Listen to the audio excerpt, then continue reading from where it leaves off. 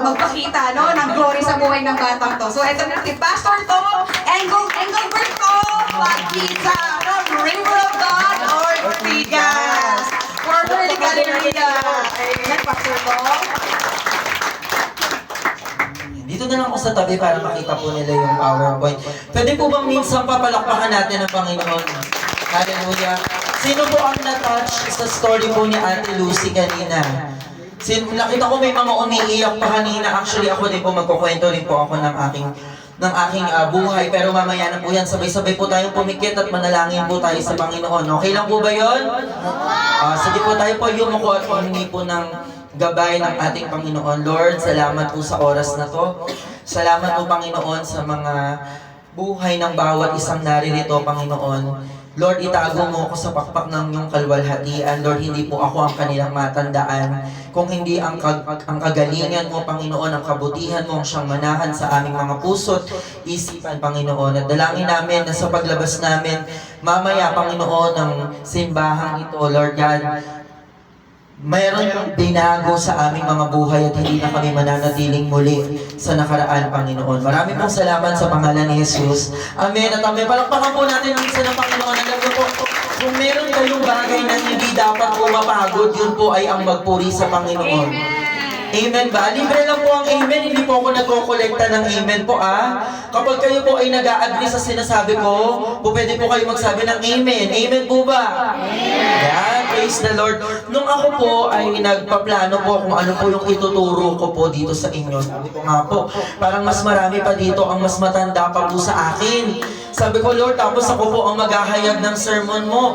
Pero alam niyo po, gusto ko pong sabihin sa inyo na in-honor ko lahat po ng 33 years old pataas. Sino po ang 33 years old pataas? Palakpakan naman po natin sila. Alam niyo kung bakit po kayo in-honor? Kasi dapat po ako ang humihingi ng payo sa inyo, pero kayo po ngayon ang nakikinig sa akin. Pero dahil po ako ay nauna lang na mag-aral po ng salita ng Diyos. Ngayon po nung ako po ay naghahanda ng akin pong ituturo, no? Ako may mga sensitive akong sasabihin mamaya. So, parental guidance is recommended talaga. Pero gusto ko pong sabihin sa inyo na nabigay po sa akin ng Panginoon ng tatlong bagay. Ano po yung tatlong bagay na yun? Yung una po ay ang Ama, ang pangalawa ay ang Anak, at ang pangatlo ay ang Banal na Espiritu. Kanina narinig ko sa testimony ni Ate Lucy, nasan siya? Narinig ko sa testimony niya kanina na meron po tayong pagkakakilanlan sa Panginoong Diyos. Tama ba? Pero wala naman po talaga tayong tunay na relasyon. Alam niyo po ba, ang dami pong nagtataka at natatakot pong lumapit sa Diyos dahil akala nila baka masunog daw po sila. Tama ba yun? May mga ganon na ang pakilala po sa Diyos, siya po ay isang malupit na Diyos. Yun yung pakilala sa Kanya. Pero gusto ko pong sabihin sa inyo, na hindi po ganon ang Diyos na atin pong pinupuri at sinasamba. Amen ba? Amen. Ang Diyos po na ating sinasamba po, mga kapatid, ay sagana po sa pagmamahal. Siya po ay sagana po sa biyaya, sagana po sa mga pagpapala. Palakpakan po natin ang Diyos na ating kinikilala ngayon. Hallelujah. Now, gusto ko pong ituro sa inyo ang aking sermon na ang pinamagatan pong The Work of the Triune God. Sinabi ko kay Pastora Armino, ate ko po kasi ito dati bago po ito nagpastora totoo po yun, nakita niya kung gaano po ko kalikot, kung gaano po ko kakulit. Lagi po akong pinapagalitan ng leader ko. Shout out po sa leader ko, no? Na lagi din po akong pinapagalitan. Ako din po, kung ano po yung kinalakihan ni Ate Lucy, mamaya ikukwento ko po yun. Pero basahin po natin ng sabay-sabay. 1, 2, 3. The Word of the Triune God. Ano pong ibig sabihin ng Triune God? Tatlo sa isa. Ibig sabihin, meron pong isang Diyos na meron pong tatlong persona. Yun po ay ang Ama, ang Anak, at ang Espiritu Santo. At ang pangalan po ng anak ay Jesus. Sabihin po natin sabay-sabay, Jesus.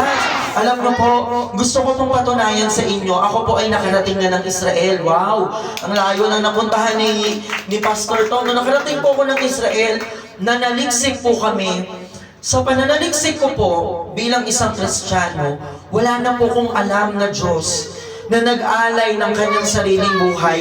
Ibinigay ang kanyang anak at nabuhay na magmuli. Sa paghahanap ko po, ang dami pong mga religion na gusto po nila maging Diyos.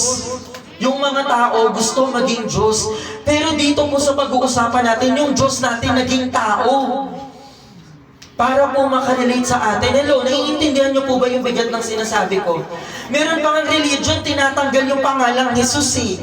Hindi na po ako magbabanggit. Patawad po kung may mga matatamaan po dito. Pero gusto ko pong sabihin sa inyo ang katotohanan. Na si Jesus po ay Diyos, hindi lamang po siya tao. Na si Jesus po ay nagkatawang tao para po makarelate sa atin, para po tayo ay maintindihan natin na may isang Diyos na hindi po malayo sa atin. Amen ba? Imagine niyo kung si Jesus po ay bumaba, hindi mula sa sabsaban. Meron po siyang corona, meron siyang scepter, meron siyang tungkod na ginto, at meron siyang parang mahabang robe. Makakalapit ka kaya sa Kanya? Tanong po, makakalapit ka ba? Naku, hindi po ako makakalapit. Baka nga po ako na naka-polo shirt na. Mahiya pa ako lumapit sa Kanya eh. Kasi ang taas po nung tingin ng Panginoon, ang taas ng image na gano'n sa Panginoon, pero po ang Panginoon bumaba sa lupa, nagkatawang tao. Kagaya mo, tingnan mo yung katabi mo. Yan, tingnan mo, ganyan. May mata, may ilong, may bibig, nagsasalita, may pakiramdam. Kasi gusto po ng Panginoon na tayo po ay maintindihan natin kung ano ang kaya niyang gawin, kung ano ang kaya niyang baguhin sa ating mga sarili. Amen ba? Amen po ba? Amen. Yan. Number 1 po natin sa point is the Father. Sabihin po natin ang sabay-sabay, the Father. Ang sabi dyan, the one who fathers us. Gusto ko pong, alam ko po naririnig nyo na ito sa mga preaching, pero gusto ko po kayong i-remind po dito na meron po tayong Ama sa langit. Amen po ba? At ang Ama po sa langit natin, longing po siya na maging isa ang ating mga sarili sa Kanya. Nung tayo po, kung pag-aaralan po natin ito sa aklat ng Genesis, no, kung pupunta tayo sa aklat ng Genesis noon, meron pong dahilan kung bakit po tayo na-separate. Dahil po sa kasalanan. Kaya lumayo po tayo sa Panginoon. Pero ang ating Ama sa langit, sino bang Ama? Diba? Sino bang Ama o Ina ang gusto niya na malayo siya sa kanyang mga anak? Wala po siyang ibang hinangad dito kung hindi po maging isa po tayo sa Kanya. Kaya nga niya binigay yung kanyang isang anak eh. Amen po. Amen.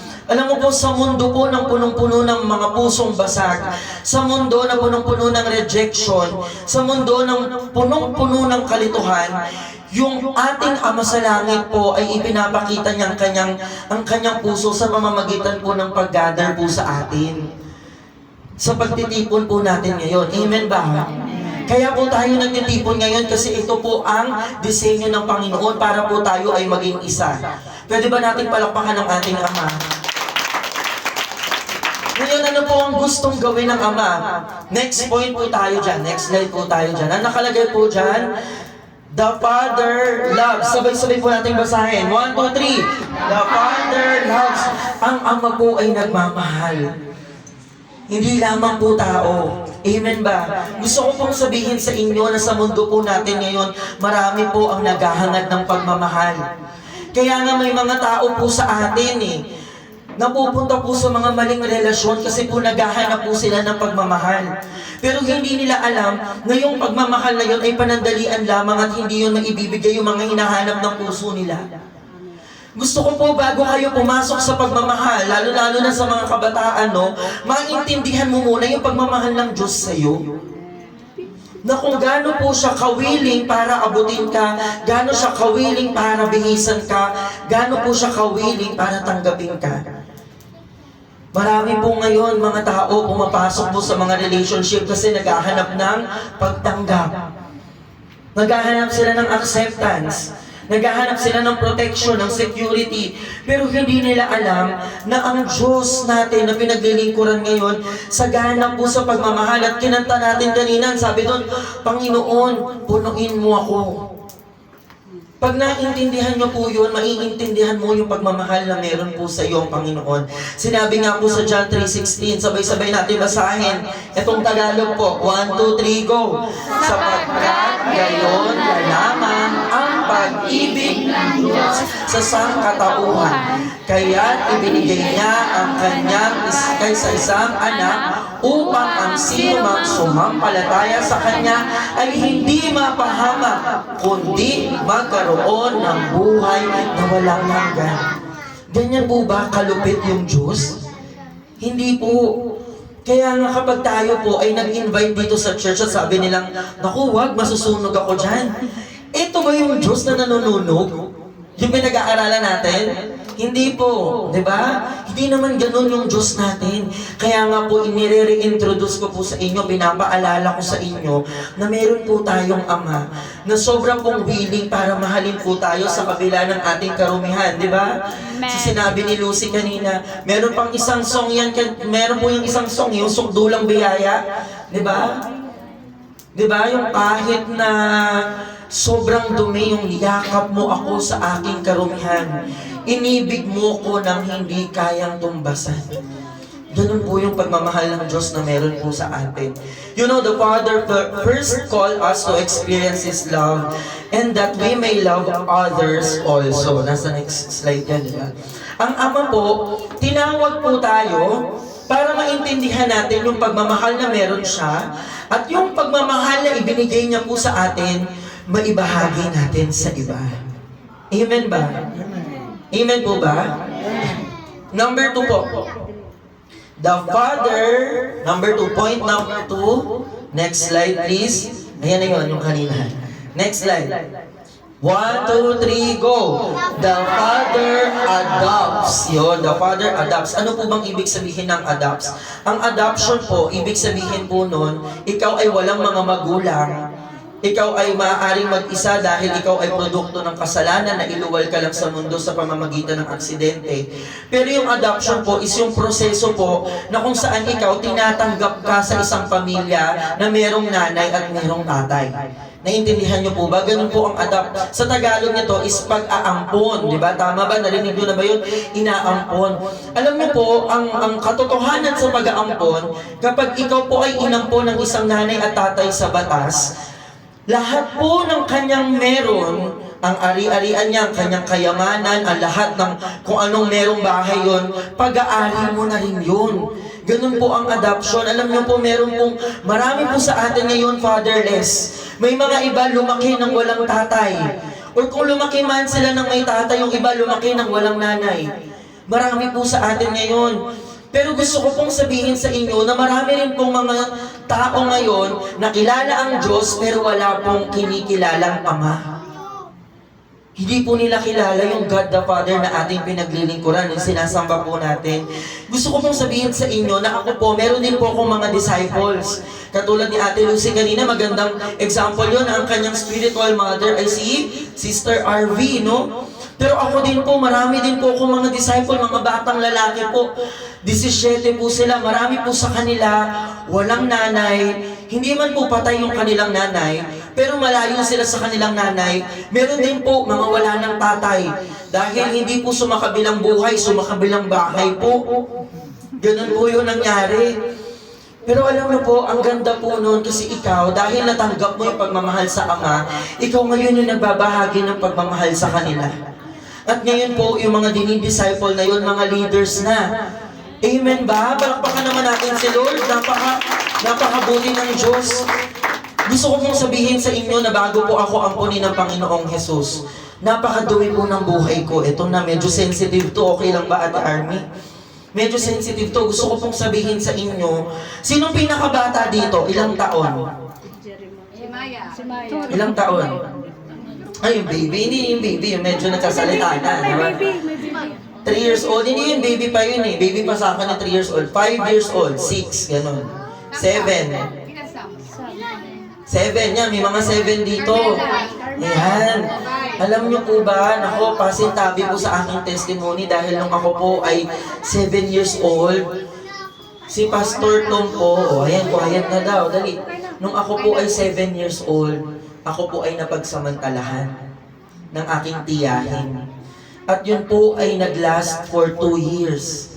2 taon niya po akong pinagsasamantalahan. Bakit po? Kasi yung tiyahin ko po, kapatid po siya sa 10 magkakapatid. Pang-9 po yung tatay ko, kaya medyo bata pa yung tiyahin ko po noon. Ako po ay elementary that time, siya po ay high school. Paulit-ulit niya pong binababoy yung katawan ko. Pinagsamantalahan po niya ako. Pasintabi po as young as that, yung nagtaas ng kamay kanina. Ganun po. So ako hindi ko alam kung tama o mali ba yung nangyayari. Kaya nag-last po yun ng 2 taon. 2 taon po akong minolestya ng aking tiya. Akala ko po tapos na yun. Nung siya po ay nabuntis po ng kanyang kinakasama, hindi nga pa nga po boyfriend yun eh. Kaya nga dapat iiwasan natin yung mga pagbibisyo. Kasi hindi mo alam, baka dyan sa mga lugar na yan, po pwede kang pagsamantalahan ng mga tao. Alam mo po, akala ko tapos na yun. Nung ako po ay naging 9 years old, pinagsamantalahan po ako ulit ng kamag-anak ko. Yun naman po ay pinsan ko. Ginahasa po ako, sa pilitan po akong ginalaw. At ako po, at yun po ay nagtagal ng 7 taon. Habang lumalaki po ako, ganun po ang nangyari kay Kuya Tom, kay Pastor Tom. Kaya alagaan niyo po yung mga youth, alagaan niyo po ang mga bata, ha? Kaya po ako umabot sa pagpapastor, kasi alam ko po yung pakiramdam ng ganong klaseng buhay. At kaya po ako umaabot ng mga kabataan kasi gusto ko na walang lalaki sa mga kabataan namin na mapagsasamantalahan. Alam niyo po ba yung pinsan pong gumahasa sa akin, lalaki po yun. Na-imagine niyo ba yun? Ganun po yung buhay na kinalakihan ko sa Maynila. Akala niyo po ba ang ganda ng Maynila? Ang daming gusto ng Manila, pero ganun po kadudumi yung mga tao. Galit na galit po ako sa pangalang Jesus. Ayoko na pangalang Jesus kasi sabi ko kung totoong may Diyos, bakit ganito yung pinagdaanan ni Pastor Tom? Bakit kailangan maabuso ko ng 9 na taon ng aking mga kadugo? At sa gitna pa nun, ginalaw pa po ako ng mga tricycle driver, lady guard, mga market vendor na babae. Ganun po yung kinalakihan kong buhay. Kaya hindi po ako napapagod.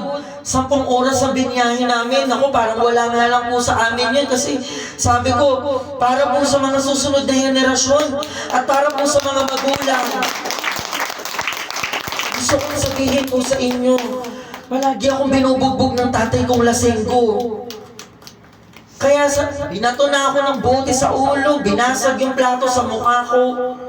Ang dami ko na pong ginawa. Kaya ayoko ng Jesus na yan. Kaya pag may nag-share sa akin ng Jesus, ayoko ng Jesus. Kasi kung totoo yung Jesus sa sinasamba nyo, bakit ganito yung nangyari? Hanggang sa isang araw, kinatagpo po ako ng Panginoon. And that was September 2009. Ako po ay 16 years old. First year college po ako, sa campus po ako nakakilala sa Panginoon. Kaya ako po hindi po ako nahihiyang mag-share sa campus. Sa campus maraming mga batang sugatan. Sa campus maraming mga batang wala ng magulang. At gusto kong ipakilala sa kanila na meron tayong Father that adopts. Meron tayong Ama sa langit na tatanggap sa kabila ng kanilang mga kadumihan. Kaya ganito po ako kalakas ng loob magsabi sa inyo kasi napatunayan kong may Diyos. Niyakap niya ako sa aking karumihan. Inibig niya ako nang hindi kayang tumbasan. Dumating po ako sa panahon na, dumating po ako sa punto na kinausap po ako ng Panginoon. Sabi niya sa akin, welcome sa aking family. At sabi ko kay Jesus, bakit kailangan ganito yung pagdaanan ko? Pwede naman ako naglalaro lang sa kalsada tulad ng isang normal na bata. Pwede naman yun, di ba? Tama po. Pero sabi ng Diyos sa akin, hinayaan kong mangyari yan sa'yo. Hindi dahil gusto ko. Kung hindi, pag nabago ka, pag nilinis kita, magre-reach out ka din ng mga taong dumaan sa mga ganyang klaseng karumal-dumal na kasalanan. Ano ba ngayon ang kwento mo? Kanina may nagbigay ng kwento. Dati siyang manginginom. Ako po dati rin akong manginginom. Alam niyo ba yung bote ng Red Horse? Yung mataba? Ang kaya kong ubusin nun, 12 ang bote, 12 na bottles. Kasi po ang mga tao ngayon, wala na, basag na sila, naghahanap na sila ng mga bagay na makakapalit sa kasakitan na nangyari sa kanilang puso. Hindi nila alam meron pong Ama na kayang tumanggap sa kabila po ng kanilang mga kasalanan. Amen po ba? Palakpakan naman po natin ang Panginoong Diyos. You know, in Psalms 68 verse 5, ang sabi dyan, ang Diyos na naroroon sa tahanan ng templo ay tumitingin sa mga ulila at sanggalang ng mga balo. Siya po yun, ang Diyos na sumasama sa kanila. Next verse. Sabi sa Matthew 6:9, ganito kayo manalangin, Ama naming nasa langit, sambahin nawa ang iyong ngalan. Nilagay ko po yan dyan kasi gusto kong sabihin sa inyo na hindi po kayo nananalangin sa Diyos lamang. Nananalangin kayo sa Ama nyo. Amen po ba? At kung siya ay tatay nyo, matitiis niya bang hindi po ibigay ang panalangin ng kanilang mga anak? Hello, andito po ba tayo? Matitiis niya ba yun? Malamang hindi po. Kaya gusto ko mong sabihin sa inyo na meron po tayong hindi lamang Diyos, pero meron po tayong Ama. Pwede po ba natin palakpakan ng ating Ama? Doon tayo sa statement, and the Father welcomes us into His family and gives us a place where we belong. Katulad po ng simbahang ito. Ang simbahan pong ito ang tumatanggap po sa mga taong basag. Kaya pag nag-invite kayo, huwag kayong mag-invite ng mga taong walang nararamdaman.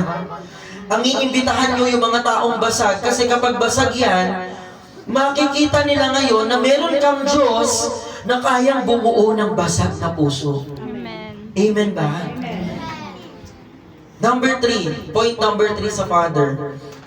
The Father, ayan. Number 3 po tayo. Nakalagay dyan, the Father disciplines. Sabay-sabay po natin basahin. 1, 2, 3. The Father disciplines. Ano po ang discipline? Dinidisiplina sa Tagalog, no? Ikino-correct or itinutuwid. Ang Ama natin sa langit, ay concern po yan sa mga bagay na ginagawa natin. Kaya po sa lahat ng mga kasalanan ating ginawa, hindi po pwedeng nasa Panginoon tayo pero patuloy ka pa rin gumagawa ng masama. Tama ba? Hindi po pwede yun. Kasi paano sila maniniwala na tunay kang may Ama kung patuloy ka pa rin naglalakad sa kadiliman? Dapat, isa yan sa mga iiwan mo. Kung may mga kasalanan kang ginagawa, hindi mo sinasagot yung utos ng nanay at tatay mo. O kaya ikaw, meron kang mga inggit, nagchichismis ka ng iba na hindi naman totoo. Hello? Kinokorek po yan ng Panginoon. Dinidisiplina niya yan. Bakit? Yun po ay isang patotoo na mahal tayo ng Diyos. Kasi hindi naman po yun gawain ng isang Diyos ang manira ng kapwa. Tama ba? Ang trabaho ng Diyos ay magmahal. Ngayon, kung ang ginagawa mo ay manira ng kapwa, kaninong Diyos ka? Naiintindihan niyo po ba yung sinasabi ko? Kaya ang daling ma-detect kung sino talaga yung mga taong may Diyos at wala. Ang mga taong may Diyos ay gumagawa lamang ng mga bagay na ginagawa din ng Diyos. Gawain ba ng Diyos ang manira ng kapwa? Gawain ba ng Diyos ang makipag-away? O ngayon, kung ginagawa mo pa rin yan hanggang ngayon, i-assess mo ang puso mo. Saliksikin mo ang iyong puso na kanino kang Diyos. Amen? And the last point is, the Father sends. Number 4. Skip tayo din. The Father sends. Yan. Sabihin natin dito sa Matthew 9:38, 1, 2, 3, go! Idalangin ninyo sa may-ari ng aanihin na mapagpala ng mga ani. Alam niyo po, nung naintindihan ko na meron akong Diyos Ama, tinawag po ako ng Panginoon para bumalik po sa aking eskwelahan. Ako po ay graduate ng Computer Science sa Polytechnic University of the Philippines. At ako po ay bumalik doon sa university na yon na kung saan ako pinulot ng Panginoon para po magbahagi ng salita. Masarap po yung pakiramdam na may Diyos, tama ba? Amen. Napakasarap, di ba? Amen? Paano yung mga taong hindi pa po nakakakilala? Tayo nga pong may Diyos, may mga pinagdadaanan na tama ba? Paano pa yung wala? Kaya mga kapatid, sinasabi ko sa inyo, huwag kang magsawa na ibahagi ang mga ginawa sa iyong pagmamahal, pagdidisiplina, pag-ampon ng Panginoon sa iyo, pagyakap ng Panginoon sa iyo sa kanyang pamilya, para din po sila ay makakilala sa Panginoon. Alam niyo po, kung wala po nagbahagi sa akin kung sino si Jesus, wala po ako ngayon sa kinatatayuan ko ngayon. Tama ba? Amen po ba? You know, the Father's goal is not just to love, to adopt and discipline His children, but also to send their God-given purpose. May purpose ka. Sabi mo sa katabi mo, may purpose ka. Sino dito yung excited na mag-anniversary, hindi na dito sa loob na to kasi hindi na tayo kasha. Next year sa labas na tayo. Di ba? Kasi kailangan natin kuhain, kailangan natin akayin yung mga taong pilay sa kanilang pananampalataya. Yung mga taong hindi naniniwala sa Diyos. Dati po akong ganun. Dati po akong galit sa Diyos, pero ngayon kasama ko ng Panginoon. Kung saan-saan na tayo dinala ng Panginoon, napakabuti po ng Diyos. Hindi po dahil sa sarili kong lakas, ang ganda nung inawit natin kanina, no? Hindi dahil sa sarili kong lakas, kung hindi sa kalakasan ng ating Panginoon. Ang Panginoon, tinawag po tayo to love the people. Nandiyan ba yan? Ang Panginoon, tinawag po tayo para mahalin po natin ang mga tao o mga kapwa natin. Tinawag din po tayo para i-welcome po natin sila into one's family at i-mold natin sila into discipleship. Yan po ang ginagawa ng ating Ama. Huwag po kayong maghinawa sa discipleship. Sa discipleship po ako nag-grow. Sa discipleship po ako natuto. Sa discipleship po ako pinipingot, pinapagalitan at itinutuwid. Kaya kapatid, huwag po kayong magsawa na hanapin ang mukha, hanapin ang puso ng ating Ama. Sapagkat tayo bilang isang mga anak or tayo bilang mga anak ng Diyos, marami pa pong gagawin at paggagamitan ng Panginoon sa atin. Amen po ba? Palakpakan po natin ang Panginoon. Next point po tayo. Sabi dyan, the Father, the one who loves us. Number 2 naman is, the one who fathers us. Point number natin dito is the Son. Yung the Son. The Son, our example and pattern. Ito po ang ating ehemplo. Siya po ang ating gagayahin. Amen ba? Wala po tayong ibang gagayahin. Maaaring yung mga leaders po pwede natin gayahin. Pero mga minsan, makikita mo na may hindi ka aya-aya po sa amin. Bakit tao lang po kami? Ha? Hindi po kami yung sasambahin. Pero tularan niyo po kami katulad ng pagtulad namin kay Jesus Christ. First point po tayo. Ng the Son. Ang sabi dyan, kaya binigyan kayo ng Panginoon ng halimbawa upang inyong tularan. Ibinigay po sa atin ang Panginoon para po wala tayong ibang paggagayahan kung hindi si Jesus lamang. Alam mo po si Jesus, napaka-humble ng Diyos. Nung kami po ay nasa Israel, grabe po yung iyak ko. Kasi nung pinag-aaralan po namin yung religion ng Muslim, wala pong Diyos sa kanila na namatay, na buhay ulit. Wala pong ganun eh. Kaya nga sinabi sa amin paulit-ulit nun, Ate Army, Pastor Army, no? Na kung yan pala ay Diyos nila ay hindi nabuhay, bakit yun maniniwala ka dyan? Eh kung yung sarili nga nilang Diyos, eh hindi nila mabuhay yung sarili nila, bakit ka maniniwala dyan? Nung ako po, nagpunta po ako ng Taiwan, ang sinasamba po nila doon si Buddha. Si Buddha po, namatay na lang yun, kakahanap ng kaliwanagan at kapayapaan. Pero hindi po yun nabuhay. At ang sabi ng mga taong Kristiyano doon sa Taiwan, bakit ka maniniwala sa Diyos na hindi niya kayang buhayin ang sarili niya? Nung nagpunta po ako ng Japan, meron na namang bagong religion. Taoism naman, mga samurai. Mga Shintoism. Mga naniniwala sa espiritu ng mga samurai, ng kanilang mga ninuno. Pero tinanong ko po yun sila nung sumasamba sila doon. Nabuhay ba ni isa yung sinasamba yung samurai? Wala daw po. Wala talaga. Nagpunta ako ng Davao, si Muhammad, sa Quran nila, namatay na yun. Wala pong nabuhay. Pero si Jesus Christ, pakisabi nga, Jesus! Buhay na buhay po ang Diyos. At siya po ang katotohanan kung bakit natin to ginagawa, bakit tayo nandito ngayon. Kasi ang Diyos natin buhay, amen ba? Sabihin natin, ang Diyos natin ay buhay. Totoo po yun. Noong mga times na hindi ko na alam kung saan po ako patungo, noong mga time na hindi ko na alam kung paano ko ihahambang ang aking mga paa, tumawag po ako sa ating Diyos na buhay. At hanggang ngayon, naririto pa rin po sa harapan niyo ang inyong lingkod, nakakapagbahagi pa po ng kabutihan ng Diyos. Sige po, kung papalakpak tayo, ipalakpak po natin sa Panginoon. Maraming beses na rin po akong gustong sumuko. Dahil ang kaaway, paulit-ulit ako nire-remind, madumi ka. Yung buhay mo, wala yung kwenta, pero ang Panginoong Hesus, paulit-ulit na rin po ako nire-remind na meron po akong purpose. Kung bakit hanggang ngayon buhay pa rin ako. Amen po ba? Sige po, punta po tayo dun sa next point natin. The Son calls us to obedience. Sige, next na tayo dun. Skip natin yan. The Son calls us to obedience. Si Jesus Christ po, tinatawag po tayo para sumunod. No? Sino dito ang magsasabing, Lord niya si Jesus Christ? Pakitaas po ang kamay. Sige po. Yan. Kung hindi mo Lord si Jesus, taas mo ang kamay mo. Wala naman, di ba? Lahat ina-acknowledge ang Lord. Alam mo po ba, ang salitang Lord, ibig sabihin nun, Master. Ngayon, kung ikaw, sinabi mong Lord mo si Jesus Christ, at sinusunod mo pa rin yung sarili mong kagustuhan, sino ngayon ang Lord?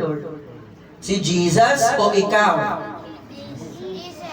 Kung sinusunod mo si Jesus, maaaring si Jesus. Pero minsan meron po tayong mga katigasan ng ulo. Tama ba? Na kahit pinagbawalan na tayong gawin ang dapat nating hindi dapat gawin, tayo pa rin yung nasusunod. Kaya ang nangyayari, hindi naman talaga totoong Lord si Jesus. Kasi ikaw pa rin naman ang nasusunod. Ikaw pa rin ang nasusunod. Ikaw pa rin ang Diyos. So, baliwala po yung pagtaas-taas natin ng kamay sa worship. Yung paglundag-lundag mo, sasabihin mo, Jesus is my Lord. Baliwala po yun kung ikaw pa rin ang nasusunod. Kaya kapatid, gusto kong sabihin sa inyo, pakita sa inyo, may mga times na gusto na rin sumuko ng Panginoong Jesus. Sa Lucas 22:42, gusto na niyang sumuko nun. Nakita po namin kung saan po siya exactly pinako. Kung saan po siya naglakad. Ang hirap po nung dinanas niya, yung mga pako po, ang hahaba ng mga pako, ganito po kahaba, para ipako sa kamay ng Panginoon. Sabi niya dito sa salita, Ama, kung luluibin mo, ilayo mo sa akin ang kopang ito, ngunit huwag ang kalooban ko ang masunod. Even si Jesus Christ. Pinakita niya sa atin ng example na hindi po siya ang nasunod that time, ang Diyos po ang nasunod. Kaya kapatid, gusto ko po na ipakita sa inyo, wala po tayong ibang gagayahin example ng pagsunod kung hindi po ang pagsunod ng ating Panginoong Jesus. Amen po ba? Nandito pa po ba tayo? Topikin mo nga yung katabi mo, buhay ka pa ba? Andito ka pa ba? Ayan. Yan. Ibig sabihin kasi, Jesus Christ is what? Teaches us the true discipleship requires surrender. Kailangan mong isuko yan sa Panginoon, kapatid. Kasi kapag hindi mo isinuko yan, ikaw pa rin ang masusunod. Tama ba? Kung may pinapaiwan sa iyong kasalanan ng Panginoon, iwan mo na. Yan. Number 2, the Son calls us to what? To humility. Alam niyo po, gusto kong i-highlight tong point number 2, yung humility. Marami po kasi sa atin dito ang yayabang. Pasensya na po sa word. Ako rin po, nakita ko rin yung sarili ko. Nung time na inaangat na ako ng Panginoon, dumating po ako sa punto ng buhay ko na nagyayabang na rin po ako. Na yung mga nare-reach out ko sa mga campus, by the way, we have 17 campus outreach. Grabe, 17 schools po ang aming dinidisciple, ang ina-outreach. Kasama ko po yan si Kuya Tad nun, saka si Ate Ali. Nag-share po kami sa mga estudyante, nagdi-disciple kami ng mga estudyante.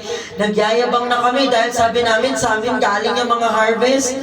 Pero ang ending, sabi ni Lord, ako naman ang nagbigay sa inyo para i-reach out yan.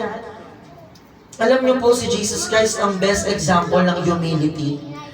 Dahil at the end of the day, wala po tayong madadala sa langit. Ang mga sarili lang po natin. Ibig sabihin, wala rin po tayong maipagmamayabang.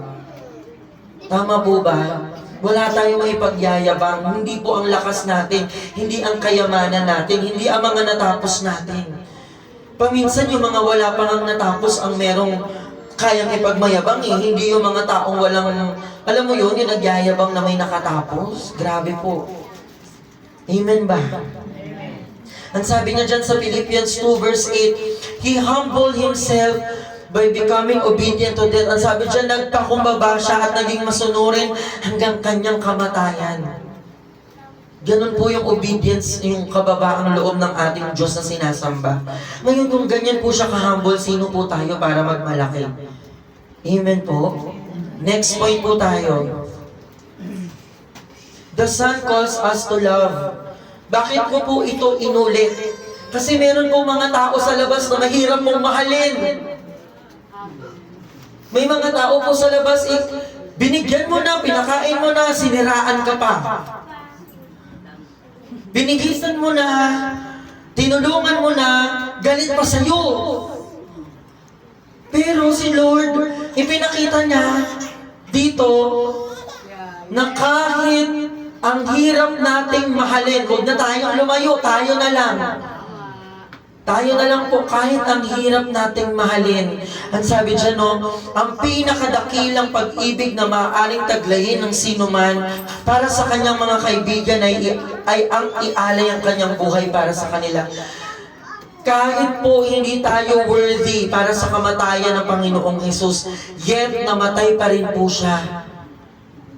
Ganon din po tayo magmamahal sa labas.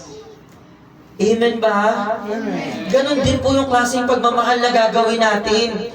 Na kahit pasawayan, na kahit ang tigas ng ulo niyan, hindi mo yan susukuan. Bakit? Kasi hindi ka rin sinukuan ng Panginoon. Kaya ka nga nandito kasi pilit kang nilapit ng Panginoon sa Kanya. Amen ba? Ganong klaseng pagmahal, palakpakan po natin ang Panginoon. Kaya kapatid, ikaw, kung may pinapareach out sa'yo si Lord, kahit kaaway mo pa, dalhin mo yan dito sa church. Kasi doon nila makikita na kahit ang tigas ng ulo nila ay may Diyos na kaya pong tumanggap sa kanila. And last point ko dyan is the Son calls us to service. Magpagamit po tayo sa Panginoon. Amen ba?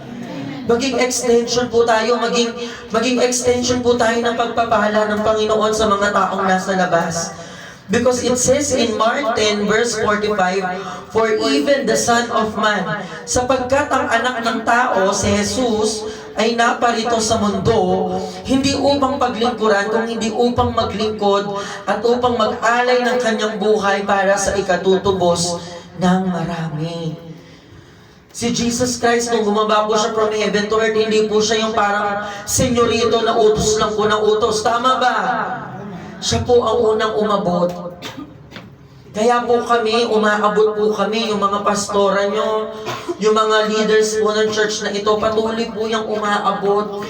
Sapagkat doon po nila na ipararanas na si Lord ay umaabot po sa mga kabataan, sa mga kananayan at katatayan dahil po sa mga leaders na umaabot po sa inyo.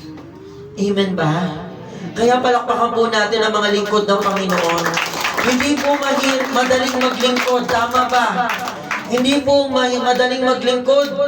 Kasi may mga panahon na aayain nila yan, pero ang mangyayari ay hindi sisiputin. Diba? Magpapakapagod yan, maghahanda, pero ang ending hindi naman dadating. Mahirap pong maging lingkod po ng Panginoon, pero ginagawa namin ito dahil ito rin po ang ginawa ng Panginoong Jesus. Amen po ba? And the last but not the least is what? The Holy Spirit. Ayan. So ulitin niya natin ulit. The Father, the Son, and the last one is the Holy Spirit. Alam niyo po, bago po ako naging born again, bago po ako naging Kristiyano na tagasunod ni Lord, sa dati naming religion, pag tinanong ka kung ano ang Holy Spirit, ang lagi ko pong sinasabi ay Holy Spirit. Amen. Akala ko po yun ang Holy Spirit kasi yun po yung turo sa amin eh. Sa ngalan ng Ama, ng Anak, at ng Espiritu Santo.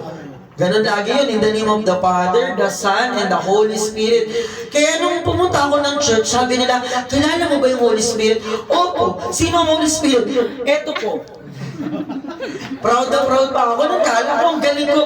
Ang dami po hindi nakakakilala sa Diyos na ito.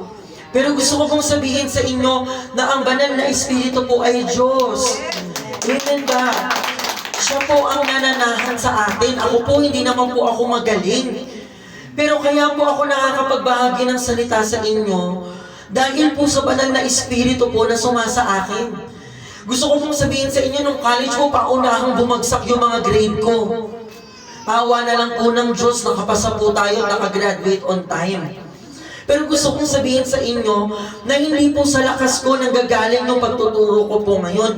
Galing po ito kay Holy Spirit, the guide within. Yung naggagabay po sa ating kalooban. Amen ba? Maraming mga believers, feeling nila hindi nila kaya. Natatakot sila. Feeling nila hindi sila qualified. Pero alam nyo ba na mayroong isang Diyos na sumasa iyo? Sabihin mo, sumasa akin. Sumasa akin. Ang banal na Espiritu Ang banal na Espiritu ay sumasa akin. ay sumasa At siya po yung tumutulong po sa atin para po magawa ang mga gawain. Amen ba? It says in Acts 1 verse 8, but you will receive power. Pakisabi nga po, power. Para namang walang kapangyarihan, pakisigaw, power! Yan! Binigyan ka ng Diyos ng kapangyarihan o ng power kapag ang banal na Espiritu po ay sumainyo. Anong klaseng kaibigan? Anong klaseng kapangyarihan ba yun, Pastor Tom? Alam niyo po, nung pumunta po ako ng Cotabato, may pinag-pray po ako nung may sakit. Ang laki po ng liig, goiter. Alam niyo po, nung nilehans ko po siya, kasi bawal ko pong hawakan kasi babae siya eh. Ang sabi ko, yung isang pastorang kasama ko, ipatong niya yung kamay dun sa bukol sa liig. Tapos saka ko ipapatong yung kamay ko. Alam niyo po, pumikot ako, sabi ko kay Lord, ayoko ipag-pray, natatakot ako, mamaya, hindi naman gumaling yan, Lord eh. Sabi ng Lord sa akin, ipag-pray mo anak. Eh Lord, hindi naman yun yung pasyente, ang pasyente yung anak niya eh. Yun yung ipag-pray namin, yung anak na may sakit. Sabi ng Lord sa akin, ipanalangin mo. Ipanalangin mo, kung hindi, tatanggalin kita ng boses. Sabi sa akin ng Panginoon, ay ito na Lord. Pagkapatong ko po ng kamay, pinatong muna ng pastora, kasi babae yung pastora. Tapos pinatong ko po yung kamay ko dun sa kamay ng pastora habang nakapatong yun sa bukol sa leeg. Nakapikit lang ako kasi natatakot ako, baka walang nangyari. Pumikit po ako. Nagtatangs lang ako, rabakan, derereba, sikaralaya, kayaya. Nagulat ako, biglang humihiwala yung kamay ko doon sa may kamay ng pastora. Gumagano. So hinahabol ko ngayon. Alam niyo po ba, pag dilat ko, nawala na po yung bukol sa leeg. Hindi po dahil sa akin. Kung hindi dahil po sa Diyos na nag-utos po sa akin, ganong klaseng kapangyarihan po yung kaya niyang gawin. Amen ba? Amen. Takot pa po ako that time, pero nirebuke po ng Lord yung pananampalataya ko. Ano ang hindi kayang gawin ng Diyos mo? Meron ba? Wala pong imposible. Inawit na naman natin yan kanina. Di ba? Alay na alay talaga tayo. Wala pong imposible sa Diyos. Kung nabago niya po yung mga buhay po na amin, ang dudumi po ng buhay namin noon, kaya niya pa rin magbago at maglinis ng mga maduduming buhay ngayon. Amen ba? You know what? The Holy Spirit, bilisan na lang natin, no? The Holy Spirit empowers. Pakisabi nga po, empowers. Maraming mga believers po na, yun nga, sinasabi ko sa inyo, parang ako, natatakot ako noong that time. Pero ang banal na Espiritu po, ang siyang sumasa iyo, para hindi ka po matakot sa mga bagay na pinapagawa niya sa iyo. Akala ko dati si Holy Spirit ay ganun lamang, tuldok lamang sa magkabila kong balikat. Hindi pala ganun si Holy Spirit. Si Holy Spirit po kaya niyang gumawa ng milagro. Amen? Amen. Kaya niyang magpagaling ng sakit. Amen? Kaya niyang bumuhay ng patay. Meron po akong pinag-pray noon. Nandun po kami sa may Medical City, dun sa Ortigas, ate, pas, no? Itong babaeng to, agaw buhay, nasa ICU. Ang sabi ko po dun sa anak niya, manalangin lang tayo. Ang Diyos ay kayang gumawa ng lahat, kaya niyang buhayin ng nanay niya. Alam niyo po, after kinabukasan, syempre hindi naman yan basta-basta, bigla-bigla na lang mabubuhay. Minsan susubukin na ng Panginoon yung pananampalataya mong meron ka kung talagang naniniwala ka sa Kanya. Alam niyo po, after 3 days, lumabas po yung nanay niya sa ospital. Ganun po yung kayang gawin ng Diyos natin. Amen ba? Kaya po walang mahirap po sa ating Diyos. Wala pong mahirap sa Kanya. Lahat po kaya niyang gawin. Next, ano po tayo? The Holy Spirit comforts. Amen? Amen po ba? Amen. Ang banal na Espiritu po nagko-comfort po yan. Sa mga moments na hindi mo na alam yung gagawin mo, yayakapin ka ng Panginoon. Sa mga moments na makikita mo yung sarili mo ulit na nakasadlak na naman sa kasalanan, hindi po siya yung Diyos na i-judge ka ng paulit-ulit. Sa pamamagitan ng yakap ng banal na Espiritu, marirealize mo yung mga maling ginawa mo. At doon ka magkakaroon ng urgency or magkakaroon ka doon ng parang pagkukusa na magbago. Kasi hindi mo na kayang saktan yung taong mahal mo. Tama ba? Sino po dito nag-asawa at sinaktan lang yung asawa? Wala namang ganun, di ba? Kasi mahal nyo ang isa't isa. Ngayon, kung mahal mo si Lord, bakit ka gumagawa ng kasalanan? Nasasaktan po ang Panginoon sa bawat oras na gagawa po tayo ng mali. Kung mahal mo si Lord, tapos ikaw yung unang nananakit, ikaw ba ay matatawag na lovers of God? Hindi po, di ba? But then, the Holy Spirit comforts. Ang banal na Espiritu po ang magko-comfort sa iyo sa mga oras na hindi mo na alam kung anong gagawin. Sa mga oras na hindi mo na kayang ihakbang ang paa mo, ang banal na Espiritu po ang tutulong sa inyo. Ang sinabi po sa John 14:16-17, dalangin ko sa Ama upang bigyan kayo ng isang patnubay na magiging kasama niyo magpakailanman. At sino po siya? Siya ang Espiritu ng katotohanan na hindi matanggap ng sanlibutan sapagkat siya ay hindi nakikita ni nakikilala ng sanlibutan. Ngunit, nakikilala niyo siya sapagkat sila ay nasa sa inyo at siya ay mananatili sa iyo. Amen po. Sino po dito tumanggap na sa banal na Espiritu? Kung hindi mo pa natatanggap sa worship natin po, pwede mong hingiin ng banal na Espiritu na manahan po sa inyo. Amen po. Ang Holy Spirit ay mananatiling kasama natin sa bawat season ng ating buhay. Huwag lang po kayong mahiyang tumawag sa Kanya. Amen po ba? And meron pa po, the Holy Spirit, number 3, convicts. Kaya meron po sa atin dito, gagawa ka ng kasalanan, pero parang natatakot ka ng gawin. Naranasan nyo na ba yun? Yung parang may gusto kang gawin mali. Ako po, mag-a-apply po ako ng LTO driver's license. Pastor na ako nito, Ate Army, ha? Pastor Army, ha? Nag-a-apply ako ng LTO. Sabi nung nag-offer sa akin, ay meron dito. Hindi ka napipila. Magbabayad ka lang, tapos magkaka-license ka na. Sabi ko, ay maganda yan ah. Maganda yan. O sige, hindi na ako pipila. Biglang may narinig ako nakabog sa puso ko. Kumabog talaga yung puso ko. Sabi ng Lord, ikaw yung nagtuturo ng salita ng Diyos. Tapos ikaw yung unang gagawa ng kasinungalingan sa proseso. Tapos mananalangin ka ng mga matutuwid na senador, ng mga matutuwid na congressman, pero ikaw hindi ka matuwid. Ang sakit! But that's the role of the Holy Spirit to convict us in committing sin. Kasi paano pag inabutan ka ng Lord na nandyan sa kasalanan at dumating siya, kapatid, hindi ka makakasama. Hello? May iwan ka sa kulungan kasi patuloy mo pa rin ini-enjoy yung kasalanan. Kung sino man ang tunay na pinalaya ng Panginoon, manatili kang malaya. Huwag ka na ulit gumawa ng kasalanan. Amen ba? Yan po ang trabaho ng banal na Espiritu. Sabi sa Juan 16:8. And when He comes, pag siya ay dumating, He will convict the world concerning sin and righteousness and judgment. Ang sabi niya dyan, pagdating niya ay kanyang patutunayan na mali ang mga taga-sanlibutan tungkol sa kasalanan, tungkol sa katuwiran at tungkol sa paghahatol ng Diyos. Nagko-convict po ang Holy Spirit. Kaya ikaw, kapag gagawa ka na ng kasalanan at nakarinig ka ng wag mo yung gawin, wag mo nang ituloy. Tama ba? Amen. At last, second to the last, the Holy Spirit teaches. Pakisabi nga po natin, the Holy Spirit teaches. 1, 2, 3, go! The Holy Spirit teaches. Nagtuturo po ang banal na Espiritu. Kung hindi mo po alam kung anong dapat gawin, ang banal na Espiritu po ang magtuturo po sa ating lahat.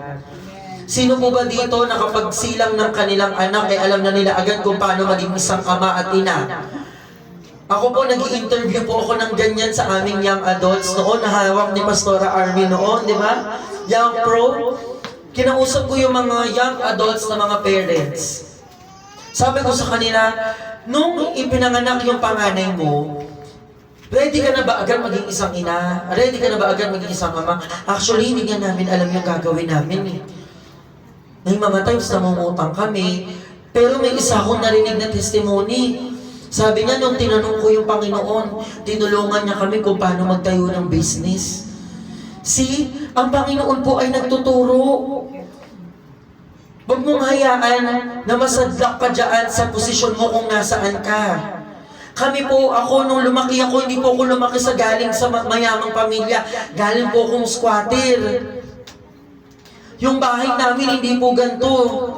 Yung bahay namin, nakita ko yung kung saan kami naliligo sa tinutuluyan namin kina Sister G. Ganun po yung bahay namin noon, paliguan lang po niya. Nung nire-remind ko yung yung preaching ko, naalala ko na ganito lang yung bahay namin noon. Ang meron lang kami, isang electric pan, ulo lang, wala pong katawan. Nakasabit sa taas. Tapos orokan, alam mo yung orokan, di ba yung lalagyanan ng tubig na malaki? Tapos, papa, ako po natutulog sa ibabaw lang ng tatay ko. Pag ngawit na yung tatay ko sa ibabaw na ako ng nanay ko. Pero sinabi ko sa sarili ko na hindi po ako mananatiling ganon. Nakapagtapos po ako ng pag-aaral. Praise the Lord, iginapang po ng pamilya ko yung pag-aaral ko. At sinabi ko na ilalaban ko tong pag-aaral na meron ako. Hanggang sa natulungan ko po yung aking mga kapamilya. Yung nanay at tatay namin, binigyan namin ng bahay naming magkakapatid. 4 po kami. Pero pag naalala namin kung saan lang kami nakatira noon, ang liit-liit, ang dumi-dumi. Kung saan po kami umiihi sa parang arenola lang. Alam niyo yun, yung arenola, di ba? Nandun yun sa tabi ng higaan namin, namamaghi po kami noon. Pero ngayon may sariling bahay yung mga magulang ko. Ako po nakabukod na ako. May sarili po akong tinitirahan. Sapagkat ang Panginoong Diyos po ay nagtuturo kung ano yung dapat mong gawin.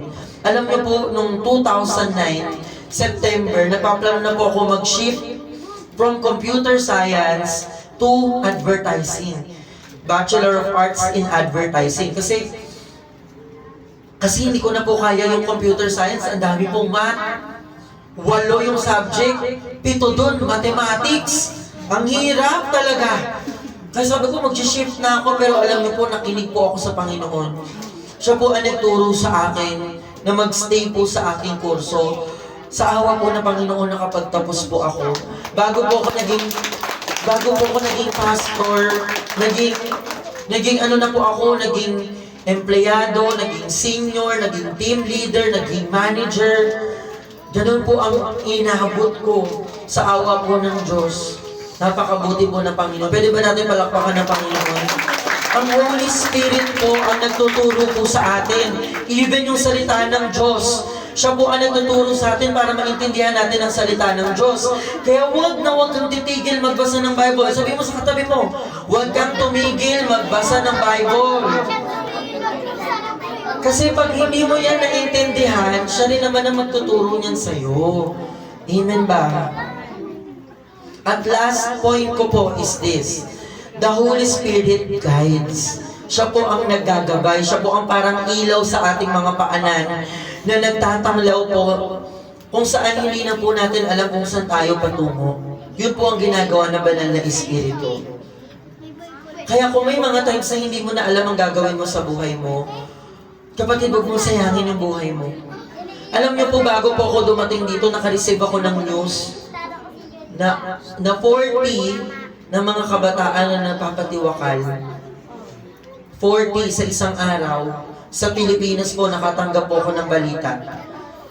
Ang nagpapatiwakal dahil hindi na po nila alam kung saan sila patungo. Hindi po yun yung sagot. Ang sagot po ay ang banal na Espiritu. Darating ka sa mga punto ng buhay mo na hindi mo na alam ang gagawin. Pero ang Panginoong Diyos, ang banal na Espiritu, ang siyang gagawin sa iyo para maarating mo ang kalooban ng Diyos sa iyo. Amen po ba? Huwag mo sayangin yung buhay na binigay sa iyo, kapatid. Maaring iba sa atin na ang tanda na po natin, feeling natin wala na po tayong magagawa. Kapatid, sila Moses, 150 years old, ginagamit pa rin ng Diyos. Tayo rin po, meron bang paggagamitan sa atin ng Panginoon? Sabi mo sa sarili mo, may paggagamitan pa. May pagkakamitan ka. Ang Panginoon sa buhay ko. Naalala niyo po ba yung kwento ko? Akala ko dati ang dumi-dumi ko na. Akala ko dati wala na matutunguhan yung buhay ko. Pero nung sinuko ko po ang buhay ko sa Panginoon, ngayon po nandito pa rin po ako sa inyong harapan. Umaabot sa mga kabataan, nagsasalita sa harap ng mga katatayan at kananayan. Yun yung purpose ko. Pero may purpose pa sa iyo si Lord. May paggagamitan sa iyo ang Panginoon. Maaring ikaw ang answered prayer ng mga kaklase mo sa loob ng school. Maaring makareceive sila sa iyo ng encouragement. Maaring magmula sa iyo yung mga advices na hinahanap ng mga taong namumroblema at hindi na nila alam ang kanilang gagawin. Amen po ba? Amen. Now, magtatapos po ako sa verse na ito in Matthew 9:35 to 38. Sino nga po ulit yung tatlong diniscuss ko? The Father, the Son, and the Holy Spirit. Isa-isahin po natin ito, itong next, yung isa-isa ko yatad, yung per verse. Yan. Sabi sa Matthew 9:35 to 38, ang sabi dyan, next mo, yung isa-isa. Sabi niya dyan, nilibot ni Jesus ang lahat ng mga bayan at nayon doon. Nagturo siya sa kanilang mga sinagoga at ipinangaral ang magandang balita tungkol sa paghahari ng Diyos. Pinagaling din niya ang lahat ng mga uri ng sakit at karamdaman. Pause ka dyan. Discuss ko lang itong closing point ko po.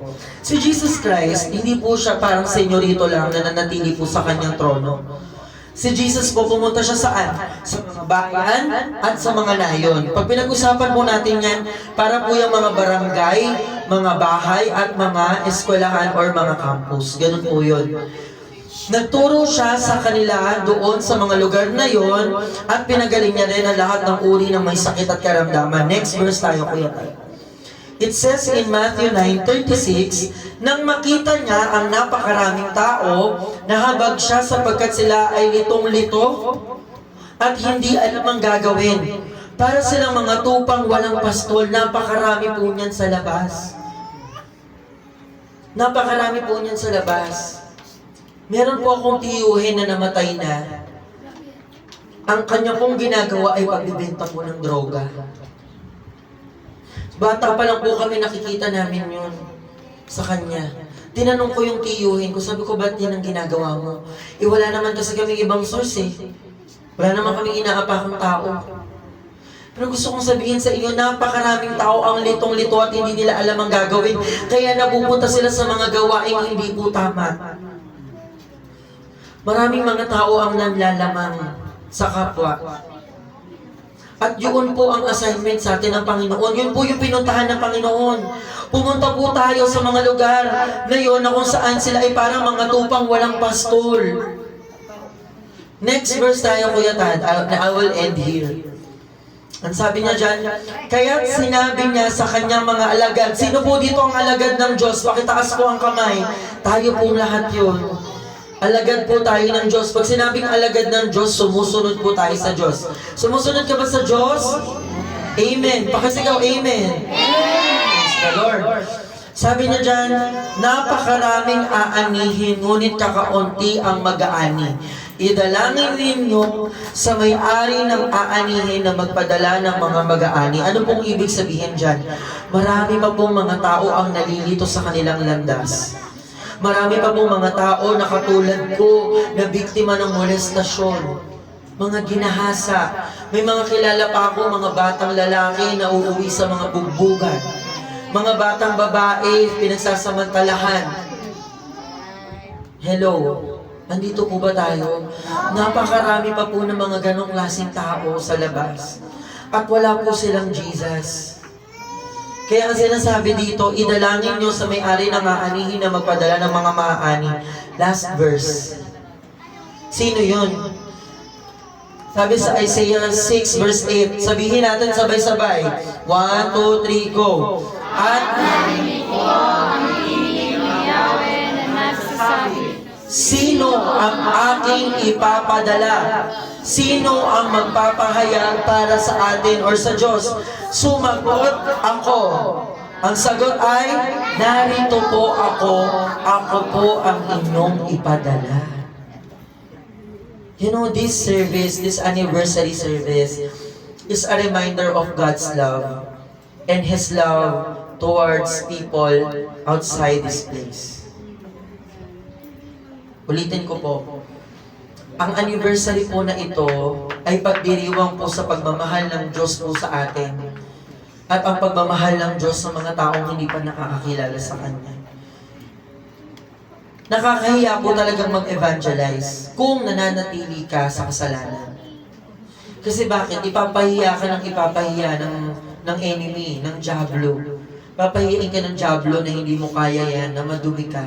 Pero kung alam mo kung kanino ka nakatayo, hindi po mahirap magmahal ng mga taong nasa labas. Tama po ba?